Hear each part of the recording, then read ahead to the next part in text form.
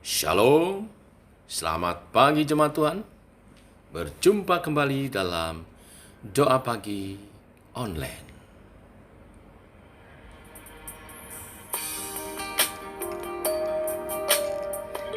Mari masuk hadirat Tuhan. Bawa hidup kita kepadanya.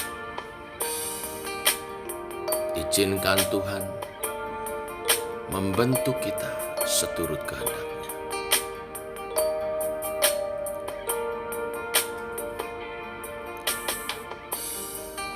Kekuatan di jiwaku, ketenangan batinku, ada dalam hadirat-Mu, ku menyembah-Mu.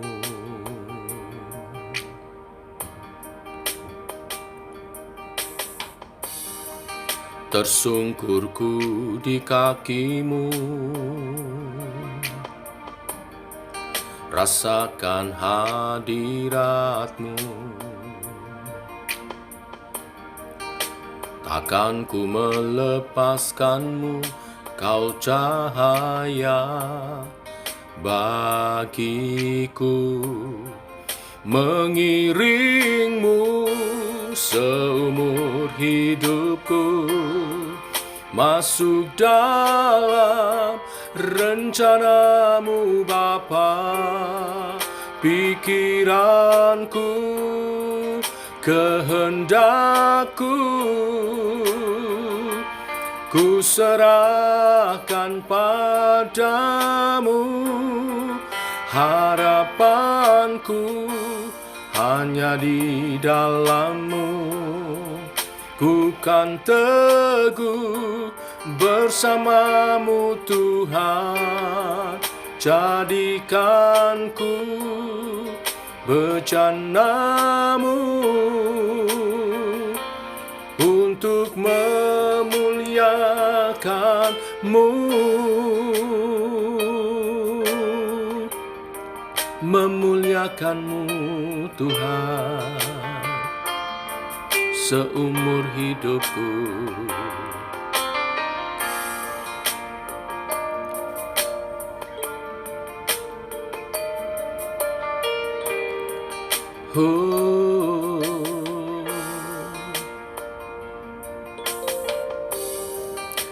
Kekuatan di jiwaku, ketenangan batinku, ada dalam hadirat-Mu, ku menyembah-Mu.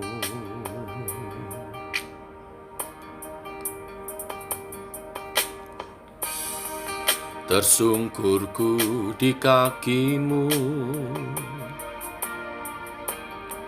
rasakan hadirat-Mu. Takkan ku melepaskan-Mu, Kau cahaya bagiku. Mengiring-Mu seumur hidupku, masuk dalam rencana-Mu Bapa. Pikiranku, kehendakku, ku serahkan padamu. Harapanku hanya di dalam-Mu, ku kan teguh bersama-Mu Tuhan. Jadikanku bejana-Mu untuk memuliakan-Mu, mengiring-Mu seumur hidupku, masuk dalam rencana-Mu Bapa. Pikiranku, kehendakku. Ku serahkan padamu, harapanku hanya di dalam-Mu. Ku kan teguh bersama-Mu Tuhan, jadikan ku berjalan-Mu untuk memuliakan-Mu,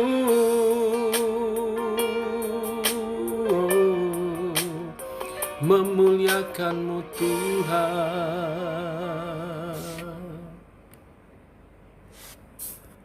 Biarlah pujian ini menjadi juga doa kami, agar seumur hidup kami mengiring Yesus.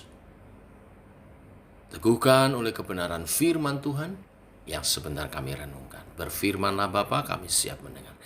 Dalam nama Tuhan Yesus Kristus. Amin. Bapak Ibu, kita lanjutkan renungan firman Tuhan pada pagi hari ini. Kisah Para Rasul 28 ayat 11 sampai 16. Demikian firman Tuhan. 3 bulan kemudian kami berangkat dari situ naik sebuah kapal dari Alexandria yang selama musim dingin berlabuh di pulau itu. Kapal itu memakai lambang Dioskuri. Kami singgah di Sirakusa dan tinggal di situ juga 3 hari lamanya. Dari situ kami menyusur pantai lalu sampai ke Regium. Sehari kemudian bertiuplah angin selatan dan pada hari kedua sampailah kami di Puteoli. Di situ kami berjumpa dengan anggota-anggota jemaat dan atas undangan mereka kami tinggal 7 hari bersama-sama mereka. Sesudah itu kami berangkat ke Roma. Saudara-saudara yang di sana telah mendengar tentang hal ikhwal kami dan mereka datang menjumpai kami sampai ke Forum Appius dan Tres Taberne. Ketika Paulus melihat mereka, ia mengucap syukur kepada Allah, lalu kuatlah hatinya. Setelah kami tiba di Roma, Paulus diperbolehkan tinggal dalam rumah sendiri bersama-sama seorang prajurit yang mengawalinya. Bapak Ibu, setelah menanti hingga musim dingin selesai, perjalanan laut kembali memungkinkan. Maka Paulus dan rombongan kembali melanjutkan perjalanan ke Roma dengan sebuah kapal berlambang Dioskuri. Dioskuri adalah dewa Kastor dan Poluk, 2 dewa kembar dari mitologi Yunani yang diyakini memberikan keamanan dalam berlayar. Mengapa perlu Lukas menuliskan ini di Kisah Para Rasul tentang penggambaran lambang Dioskuri ini? Ini adalah untuk mengingatkan para pembaca bahwa orang-orang Yunani mengandalkan dewa-dewa mereka untuk memberi ketenangan saat berlayar. Sedangkan Allah Paulus, Allah kita, memberikan penyertaan di tengah badai sekalipun. Orang-orang Yunani mengharapkan para dewa memberi kelancaran dan kemulusan. Tetapi orang-orang Kristen mendapat janji penyertaan dalam segala keadaan, dalam badai rintangan sekalipun. Betapa jauh lebih kuatnya janji yang diterima oleh orang-orang percaya. Janji kelancaran dan kemulusan pelayaran oleh para dewa adalah dusta. Tidak ada orang yang benar-benar mengandalkan dewa-dewa itu dan menerima ketenangan karena mereka tahu semua sebenarnya adalah kebohongan. Jika benar Kastor dan Poluk, dewa Kastor dan Poluk bisa memberi ketenangan pada laut, mengapa kapal dengan patung mereka yang ditempel di depan berlabuh selama musim dingin untuk menghindari cuaca buruk? Tetapi Allah berjanji bahwa di tengah badai sekalipun rencananya tidak pernah akan gagal. Sebagaimana Allah menyertai Paulus di tengah-tengah kapal yang hancur sekalipun, tetapi diselamatkan. Dan tugas pemberitaan Injil boleh dijalankan. Setelah berlayar, Lukas mencatat dengan singkat tempat-tempat singgah di dalam perjalanan Paulus. Mereka singgah di Sirakusa, di Rhegium, hingga akhirnya mereka berlabuh di Puteoli dan berakhir perjalanan maritim mereka ke Roma. Di Puteoli adalah pelabuhan penting, kota pelabuhan penting. Mereka berdiam di sana karena jemaat-jemaat datang mengunjungi Paulus. Maka Paulus tinggal 7 hari. Tuhan berkenan memberikan penghiburan kepada Paulus dan kawan-kawan karena perjumpaan ini. Tetapi penghiburan yang lebih besar adalah ketika Paulus hampir tiba di kota Roma, dia bertemu dengan jemaat di Roma yang mendatangi Paulus di Forum Appius, kira-kira 70 km dari Roma, dan Tres Taberne yang berjarak 50 km dari Roma. Paulus kembali dikuatkan oleh perjumpaan ini. Dia begitu rindu ingin bertemu dengan jemaat-jemaat Roma. Tuhan mengabulkan doa Paulus, ya, di Roma pasal 1 ayat 10 sampai 12 dikatakan kerinduan doa Paulus untuk berjumpa dengan jemaat di Roma. Setelah perjumpaan yang sangat menghibur itu, Paulus dan rombongan melanjutkan perjalanannya dan akhirnya tiba di Roma. Inilah titik akhir perjalanan Paulus yang dicatat oleh Lukas dalam kitab Kisah Para Rasul. Tuhan membawa Paulus untuk mengabarkan Injil di tempat besar di dalam rencananya. Meskipun Paulus bukanlah pendiri jemaat di Roma, karena jemaat di Roma sudah ada sejak sebelumnya. Tetapi Paulus ditetapkan Tuhan untuk memberikan pengaruh yang sangat besar di antara orang-orang Yahudi di Roma. Bahkan selama 2 tahun dia terus memberitakan Injil di Roma, walaupun dengan status sebagai tahanan yang menunggu pengadilan Kaisar. Tuhan memakai Paulus untuk memberitakan Injil dengan beban yang sepenuh hati. Salah satu beban itu adalah untuk memenangkan orang-orang di pusat kota, pusat kebudayaan, kota yang terbesar pada waktu itu. Selain memang untuk memenangkan saudara-saudara sebangsanya. Dia tahu bahwa dengan mempengaruhi kota besar, maka Injil Tuhan akan sangat cepat tersebar. Kota besar menjadi target bukan karena Paulus ingin mendapat kenyamanan. Sebab kesulitan-kesulitan Paulus yang sangat besar justru dia peroleh di kota-kota besar.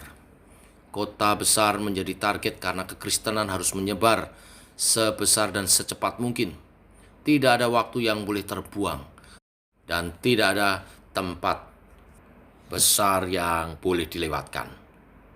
Saya kira cocok bagi jemaat kita saat ini yang Tuhan taruh di kota Jakarta ini, di sekitar Sunter ini.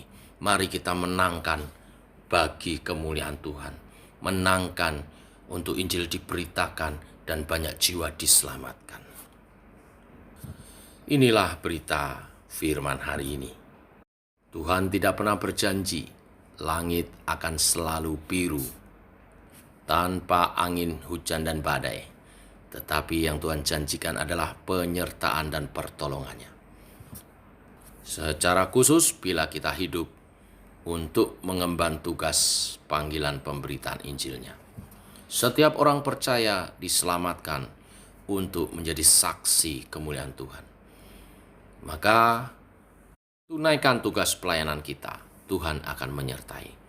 Dan secara khusus hari ini kita dikobarkan oleh kisah perjalanan Paulus untuk kita memenangkan orang-orang di kota besar, di kota kita, kota Jakarta ini, khususnya di Sunter ini, untuk kita bawa kepada Tuhan Yesus, untuk mereka diselamatkan, dan nama Tuhan dimuliakan.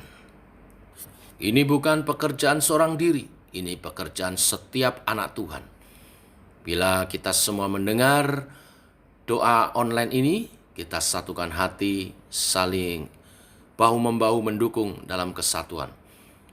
Mungkin dari doa-doa kita satukan hati dalam doa supaya penginjilan boleh menjangkau banyak jiwa dan tempat-tempat yang sulit dengan Injil dibukakan, sehingga banyak jiwa membuka hati untuk menerima Injil Tuhan. Mungkin juga dari persembahan kita mendukung dana pekerjaan Tuhan lebih diluaskan. Mungkin juga dari kerjasama kita di berbagai bidang. Satu hati kita menangkan jiwa-jiwa untuk kemuliaan nama Tuhan. Kami pun berdoa bagi saudara-saudara yang mendengar doa pagi online ini di kota-kota lain. Kami berdoa supaya Bapak Ibu Saudara jemaat Tuhan dan juga hamba-hamba Tuhan dikuatkan untuk menjadi saksi-saksi bagi kemuliaan nama Tuhan.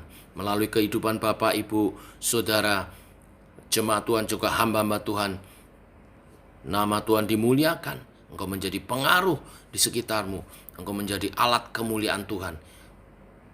Hidupmu diberkati untuk menjadi berkat dan membawa pengaruh bagi kotamu.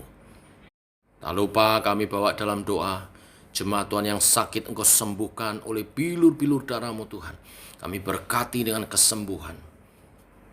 Jaga lindungi dari terpapar COVID-19, khususnya saat ini varian Omikron. Tuhan jaga lindungi jemaat-Mu, hamba-hamba-Mu, supaya kami tetap dapat beribadah dengan baik. Kami menyerahkan setiap umat-Mu dalam perlindungan yang daripada-Mu. Juga pemerintah yang terus mengupayakan menanggulangi dampak-dampaknya. Tuhan, kami berdoa untuk umat Tuhan yang lemah, Tuhan kuatkan. Yang sedang dalam pergumulan, Tuhan beri jalan keluar dan pertolongan. Kami percaya selalu ada jalan keluar yang daripada-Mu Tuhan. Oleh sebab itu kami mengandalkan Engkau. Dalam usaha pekerjaan, dalam hidup berumah tangga, dalam kami bermasyarakat, dalam segala aspek kehidupan kami, Engkau menolong kami Tuhan. Jemaat Tuhan, anak-anak kami, Tuhan berkati studinya, Tuhan berkati pekerjaannya, Tuhan berkati pergaulannya. Jauhkan dari segala mara bahaya, jauhkan dari kecelakaan, jauhkan dari orang jahat, kuasa jahat. Tangan Tuhan melindungi, menyertai. Secara khusus, sepanjang hari ini kami melangkah bersama dengan Tuhan. Terpuji nama-Mu Tuhan.